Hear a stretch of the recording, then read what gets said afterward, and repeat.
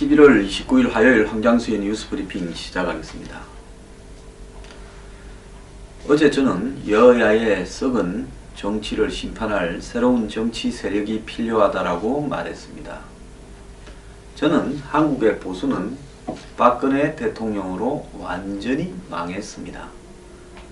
실수는 박근혜 대통령과 최순실 두 사람이 했지만은 사실은 망할 소지들을 보수 진영 내부에 굉장히 많이 담고 있었습니다. 식당도 새로운 요리를 새로운 분위기 하에서 내놓고 만들어내지 못하면 망합니다.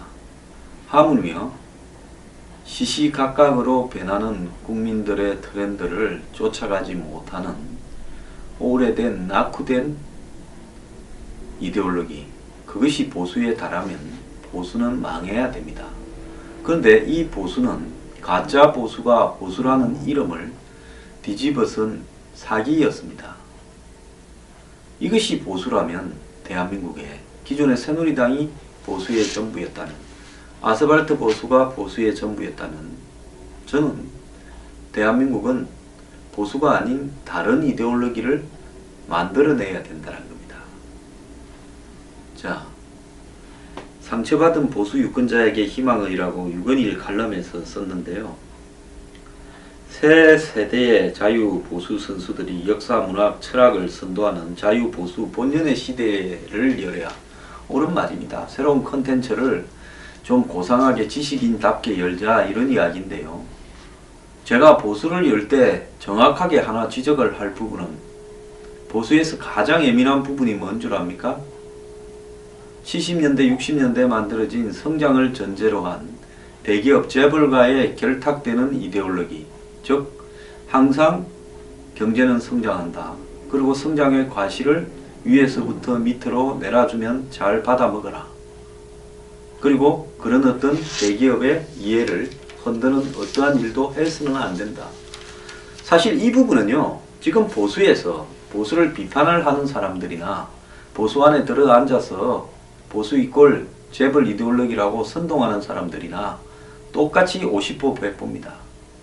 이걸 극복 안 하면요, 보수의 이데올로기가 특정한, 한마디로 이 자본의 이데올로기를 옹호하는 둘러리에 그치는 이 현상에서 탈피하지 않으면 저는 대한민국 보수의 미래가 없다고 보고 있습니다.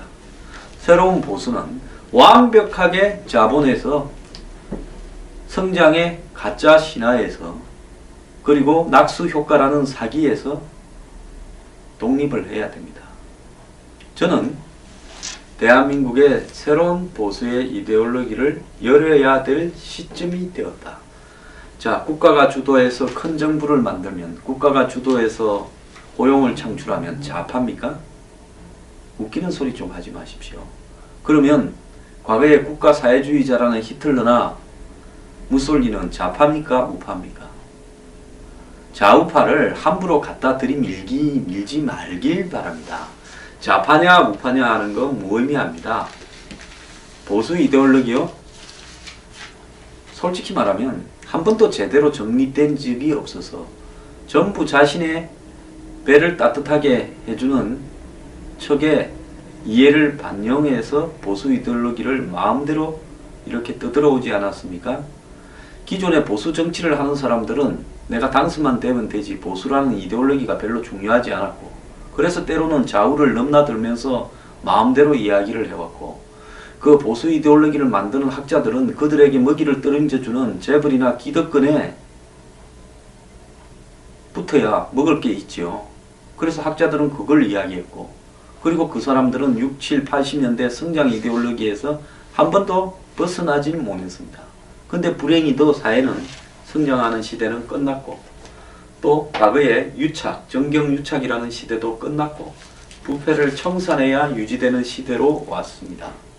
이 시대에서 적응을 하지 못하고 지금 도태되어 가는 것이 70년대의 사고에 머무른 박근혜 대통령의 한계 아니겠습니까? 그래서요, 저는 이제 전임 미답의 길을 가려고 합니다. 저는 대한민국이 대치하고 있는 이 환경에서 안보를 튼튼하게 해야 된다라는 부분에 있어서는 무엇보다도 가장 현실적인 요구라고 봅니다. 하지만은 안보를 빙자해서 방산 비리를 저지르는 저런 자들이 제대로 된 보수라고도 할 수 없고, 그걸 핑계 삼아서 국가 예산을 지속적으로 낭비하는 행태도 용납할 수 없습니다. 정말 안보는 애국이 바탕이 돼야 되는데요. 애국을 생각한다면 방산에서 비리를 저지르는 자들을 총살형을 시켜도 무방하다고 보고 있습니다. 저는 만약에 대선이 이렇게 공약을 내건다면 방산 비리를 저지르는 사범은 이 여적죄로 총살형을 하도록 그렇게 법을 개정을 해야 된다고 봅니다. 더 나아가서 한국의 주적과 한국의 주동맹을 명확하게 해야 된다고 봅니다.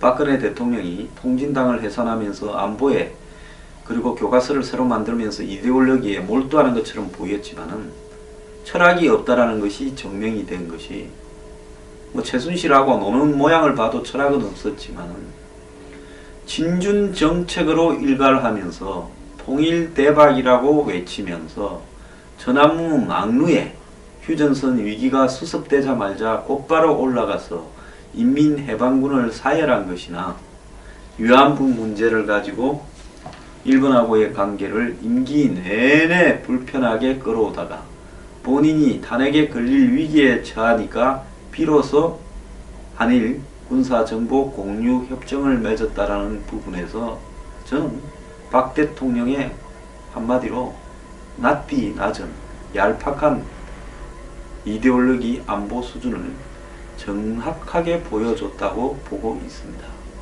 중국은 간단하게 이야기하면 옆에 있어서 화가 될 집단이지 우리에게 이익이 될 집단은 아닙니다. 현실적인 필요가 있기 때문에 중국과 적당히 교류를 하고 적당히 무역도 하고 살아야 되겠지만은 항시라도 중국이 거대한 자신들의 중화 경제권력으로 또 자신들의 이 중화 문화 지역으로 우리를 편입시켜서 흡수, 통합하려고 하는 시도를 우리는 끝없이 경계하면서 살아야 됩니다. 이것은 핀란드가 한마디로 소련, 러시아 옆에 붙어 있으면서 끝없이 자각을 하면서 수없는 전쟁을 러시아, 소련이라는 거대 국가와 치르면서 오늘날 저렇게 살아남는 소국 핀란드를 보면서요, 우리가 핀란드화라는 현상이 중국이 한국을 흡수하는 한국화라는 현상으로 용어가 바뀌지 않도록 지극히 노력을 해야 되는 겁니다. 자, 북한에 대해서 중국은 절대로 포기하지 않습니다. 만약에 북한이 무너질 지경이 되면 중국은 북한 정권을 접수해서 자신들이 당분간 먹여 살리더라도 친중 괴뢰 정부를 세워서라도 북한을 유지시킬 겁니다. 중국은 절대로 미국이 있는 한국과 압록강, 두만강에서 국경을 마주 대하지 않으려고 할 겁니다. 지금 한국의 통일을 중국이 동의한다 이런 소리는 그냥 밥 먹듯이 하는 상습적인 그냥 이 발언이지 거기에 진정성이 전혀 담겨 있다고 보지 않습니다. 중국은 오늘날 북한의 핵실험과 미사일 실험을 통제하지 않고 방치하고 물밑으로는 부추기고 있을 겁니다. 더 나아가서 북미 직접 협상을 끌어내기 위해서 자신들의 역량을 다해서 미국을 유혹하고 거기에 걸려들면 6.25를 평화협정으로 바꾸면서 북미 수교와 그리고 유엔 사령부 해체, 한미연합사 해체, 주한미군 철수를 이야기할 겁니다. 미군이 빠지고 난 남쪽 한반도는 그야말로 바람 앞에 등불 같은 존재로서 경제적으로, 이념적으로, 문화적으로 중국에 서서히 통합되어 가고 앞으로 3, 40년이 더 흐른 뒤에는 대한민국은 없어져 버리면서 중국의 위성 국가만 한반도에 존재할지 모른다고 저는 생각을 하고 있습니다. 물론 그 전에 중국이 망할 가능성이 높다는 것이 제 개인적인 견해입니다. 자, 그렇기 때문에 우리는 중국을 견제하기 위해서 다소간에 미국이 못마땅한 측면이 있어도 미국과의 동맹을 강화해야 되고 그들과 군사적으로, 외교적으로, 안보적으로 그리고 진정으로 혈맹이라는 의식에 걸맞게 처신을 해야 된다고 생각을 하고 일본과의 과거사 저는 이 문제에 있어서 잊지는 말아야 되겠지만은 중국과 한국이 더 최근에 전쟁을 했고 53년까지 전쟁을 하지 않았습니까? 서로 수십만 명을 죽이지 않았습니까? 6.25가 50년 후반부터는 중국과의 전쟁이었지 북한군이 몇 명 남아있기나 했습니까? 자, 일본과는 우리가 전쟁을 한 적이 없었습니다. 나라 스스로 갖다 바치다시피 했습니다. 일본이 우리를 36년 지배를 했습니다. 자, 그거 잊지 말고 다시는 그런 일이 없도록 해야 되겠지요. 그런데 45년에 해방이 되었는데 그 일본에 대해서는 이렇게 적대감을 가지면서 과거사를 이야기하고 친일 청산을 아직도 이야기하면서 왜 53년까지 수십만 명이 쌍방이 죽은 중국과의 관계의 과거사에 대해서는 우리는 다 잊고 마치 중국이 미국을 대신할 우리의 우방인 것처럼 우리를 먹여 살릴 경제적인 대부인 것처럼 생각을 합니다. 저는 이 안보 문제에 있어서 한국 사회에 광범위하게 퍼져 있는 반미, 반일, 그리고 친중을 꿰뚫는 이런 좌파적인 사고관, 이 부분 때문에 저는 야당이나 운동권에 몸을 더 이상 담지 못하고 이렇게 보수 진영으로 왔습니다. 그런데 이 진영도 개판 5분 전이었습니다. 자, 안보에 있어서만큼은 저는 추워도 양도 없이 튼튼하게 가야 된다는 것이 제 생각입니다. 가장 중요한 가치가 저는 안보라고 생각을 합니다. 안보를 강조하면 항상 이데올로기적으로 위기를 과장한다라고 좌파 진영은 매도를 하겠지만은 오늘날 대한민국의 상황이 역사적으로 보면 미국과 중국 사이에서 어떠한 선택을 해야 되는가, 또 역사적으로 북한이 6.25 이후에 처음으로 군사적으로 협박을 가할 수 있는 실질적인 수단을 보유한 상황이 또 되어 있습니다. 이 속에서 대한민국은 어디로 가는가, 무엇을 하는가가 향후 수십 년, 수백 년간 이 나라의 방향을 정하게 될 겁니다.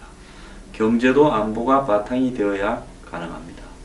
저는 이 안보 문제가 박근혜 정부의 실정과 탄핵 사태까지 이르는 이 위기로 말미암아 흔들려 버리면서 안보의 중요성을 말하면 마치 60, 70세에 이르는 노년층처럼 이야기하는 그리고 빈정거리는 그런 풍토에 대해서 저는 20, 30대부터 젊은 세대에서부터도 이 필요성에 대해서 공감을 하고 대신 불신을 받게 된, 안보를 이야기하면 불신을 받게 된 그간의 가짜 사이비 보수 정권들의 행태에 대해서도 저는 철저하게 반성을 하면서 또 안보를 강요하면서 인권을 탄압하고 정치적으로 이용하고 이런 행태가 없지 않았다는 것도 반성을 하면서 진정으로 안보를 효율적이고 완벽하게 유지하는 그런 정권이